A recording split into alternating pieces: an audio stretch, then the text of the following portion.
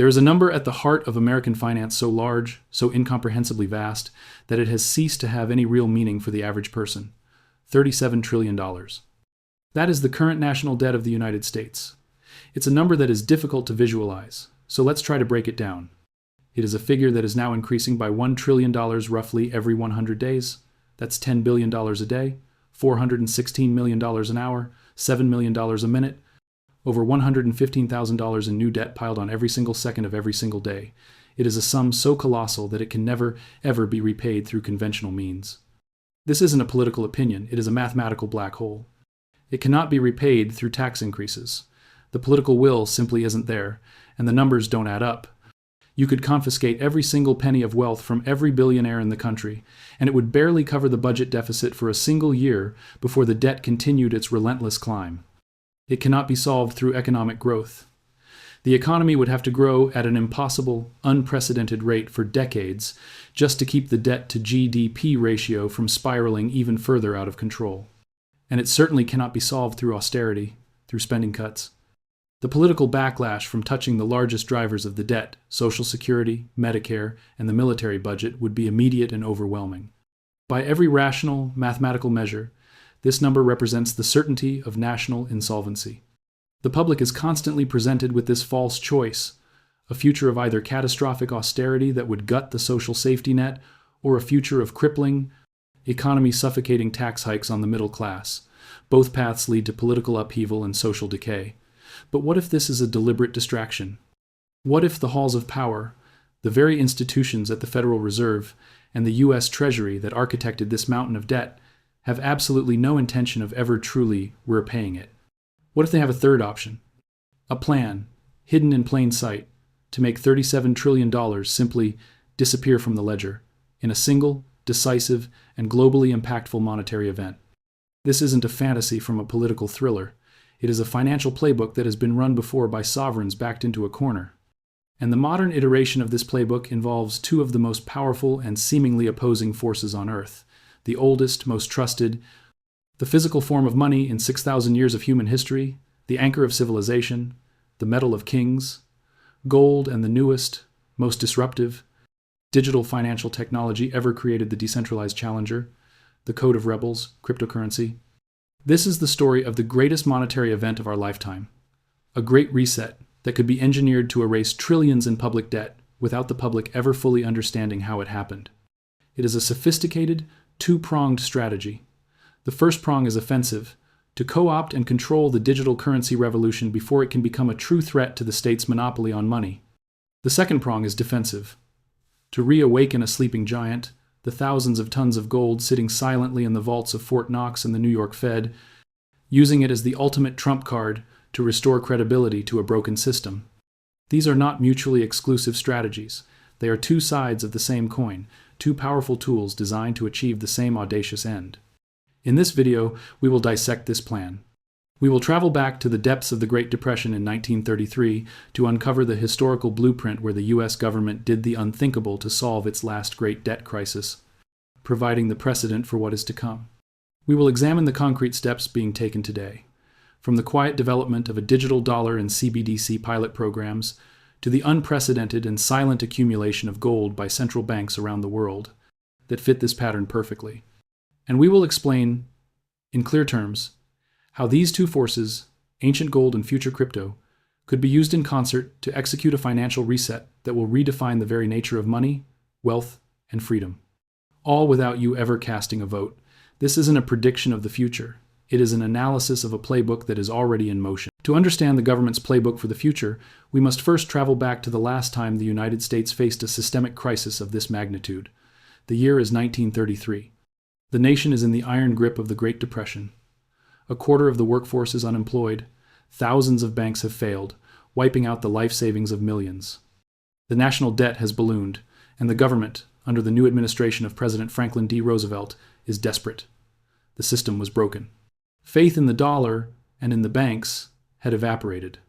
In this moment of supreme crisis, Roosevelt did something that was, until then, considered unthinkable, unconstitutional, and unimaginable for a nation built on the principles of private property.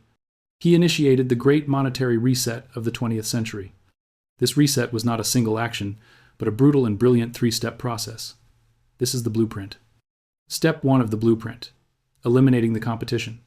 Roosevelt's first problem was that the US dollar had a competitor that the public trusted more than the government itself: physical gold.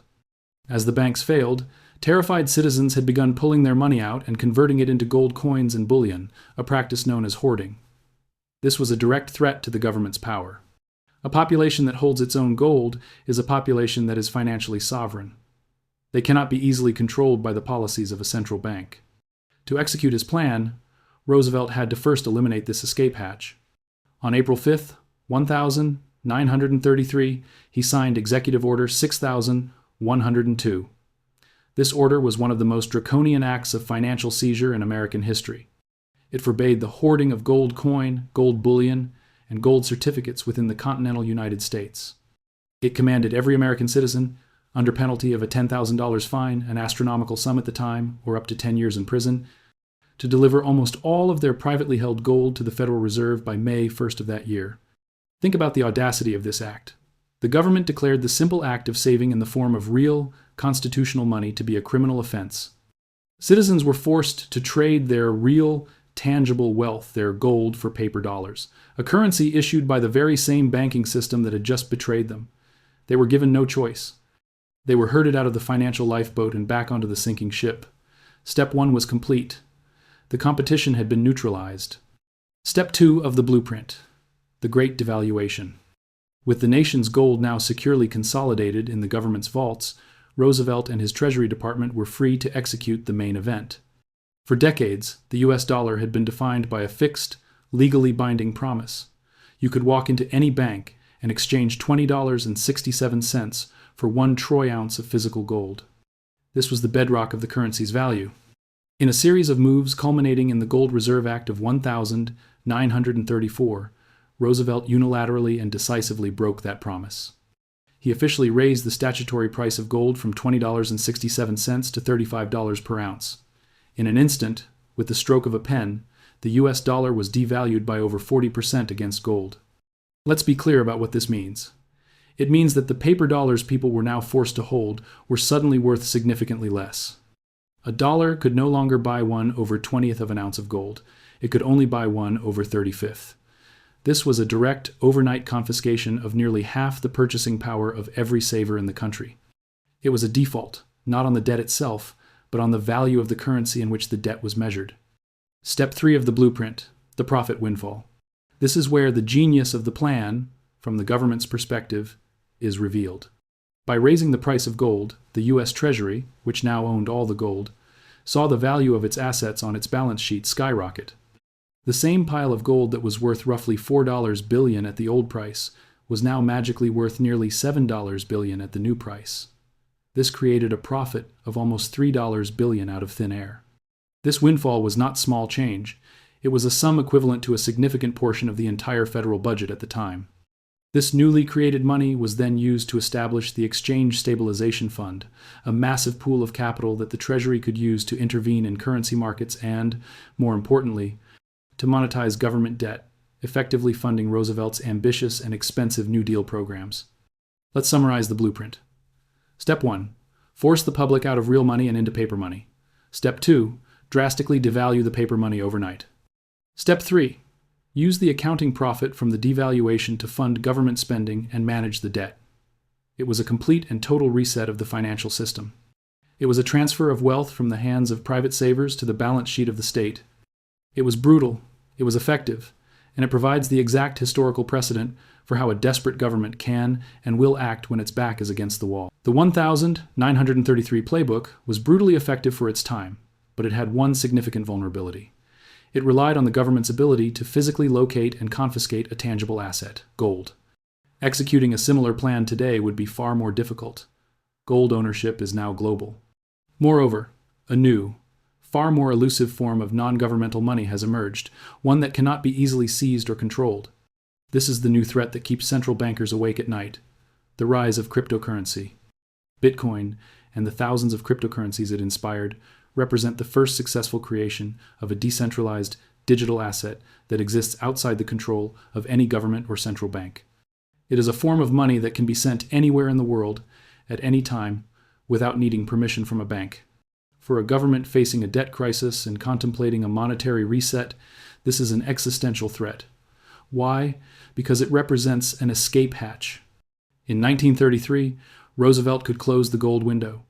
But in the 21st century, how do you close a crypto window that is operated by a global, decentralized network of computers?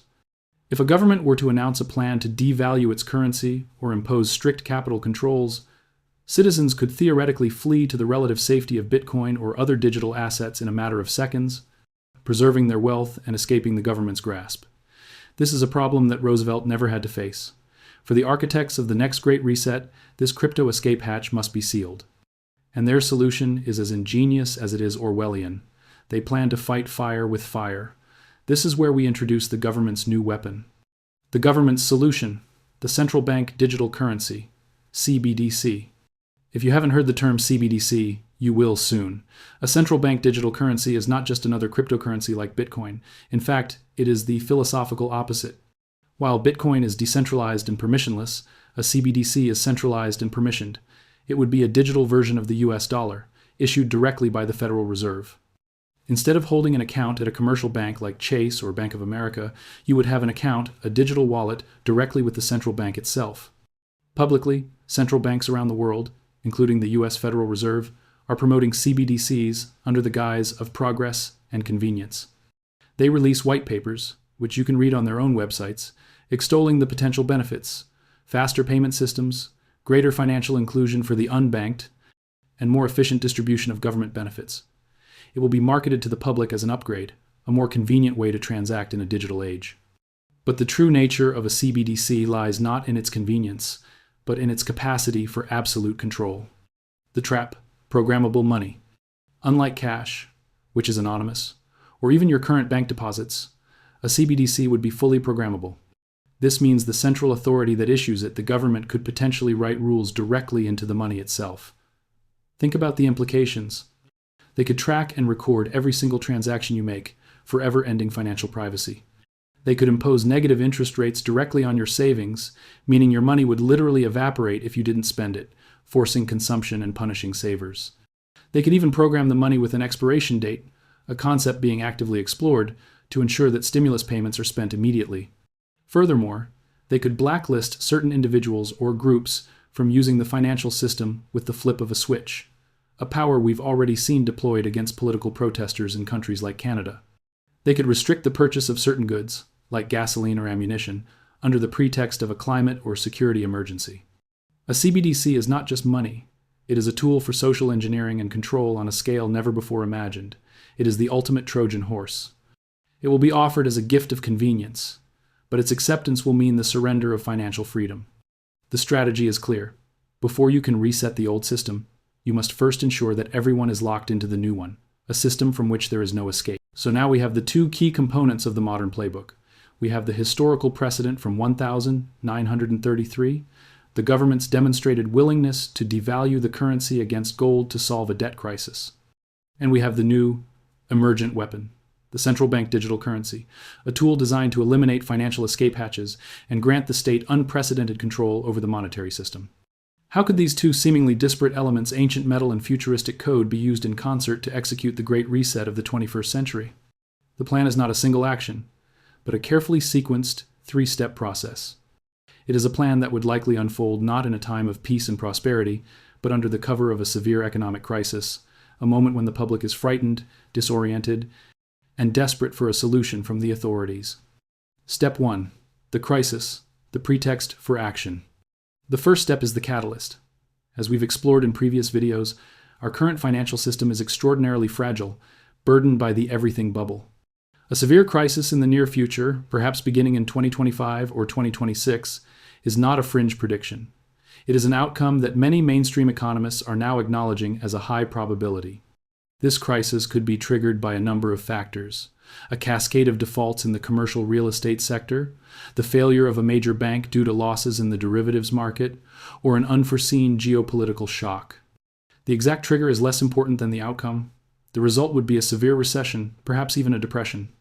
Stock markets would crash, unemployment would skyrocket, and the credit markets, the lifeblood of the economy, would freeze. just as they did after the collapse of Lehman Brothers in 2008. In this environment of widespread panic and economic pain, the government will declare a state of emergency. They will announce that the old system has failed and that extraordinary, unprecedented measures are required to save the economy and provide relief to the public. The stage would be set. Step 2.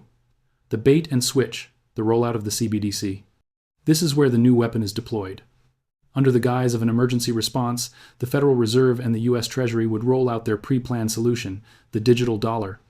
This central bank digital currency would be marketed as a modern marvel.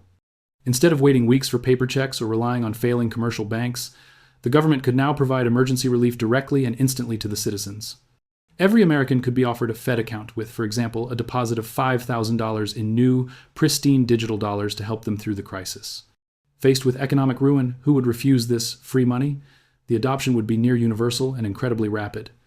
Within months, the majority of the population would be onboarded into the new, centralized digital currency system. The CBDC would quickly become the primary rails for all government payments, including Social Security, tax refunds, and eventually all commercial transactions.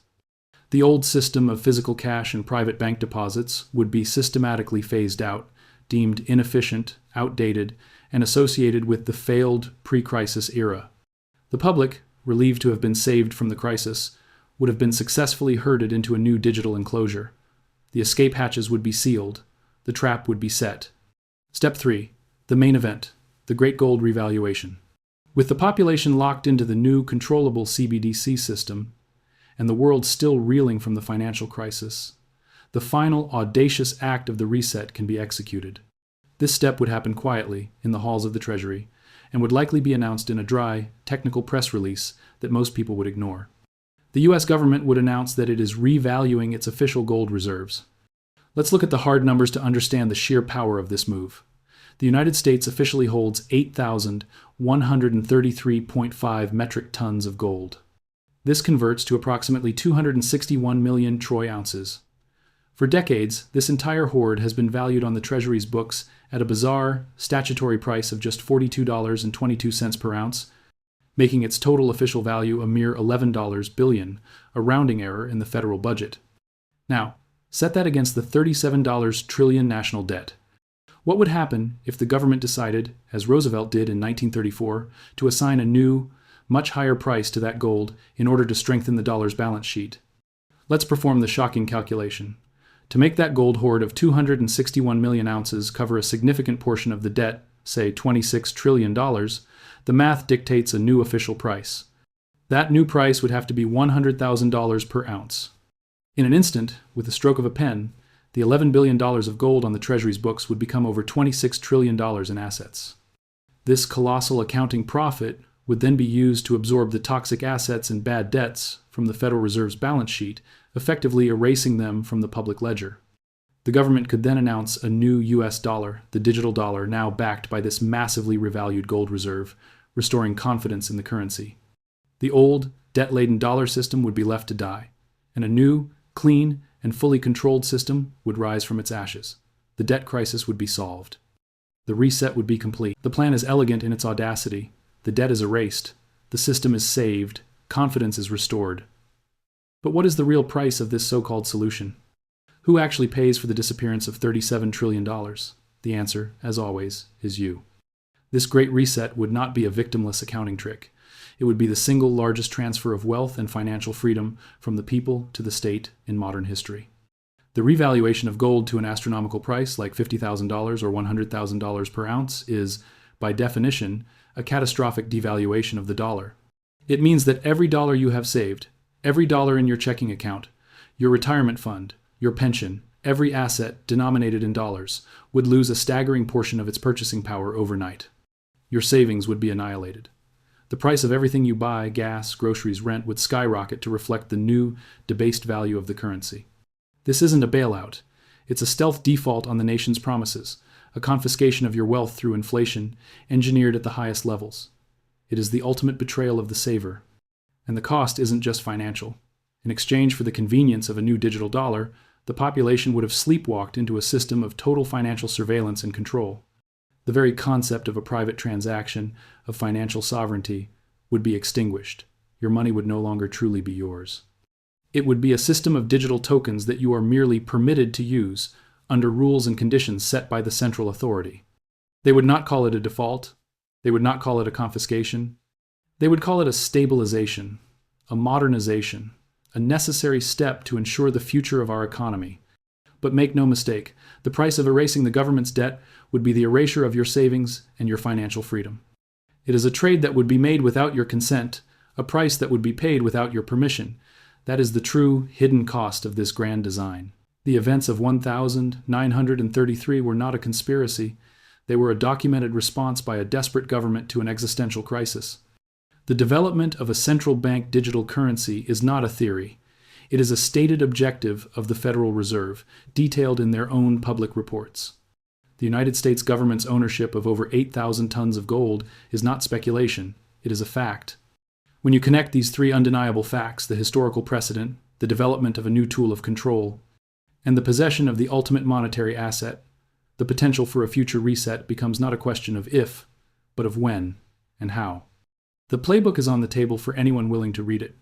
The architects of this system, the figures in the halls of the Treasury and the Federal Reserve, are making these moves with the quiet confidence that the public will not understand the implications until it is too late. The complexity of the financial system is their shield. The public's distraction and lack of historical awareness is their opportunity. Our mission at Economic Echoes is to deny them that advantage. We believe that the best defense against such a monumental shift is not fear, but knowledge. Understanding the game that is being played is the first and most critical step to preserving your financial autonomy. This is not about fighting the system.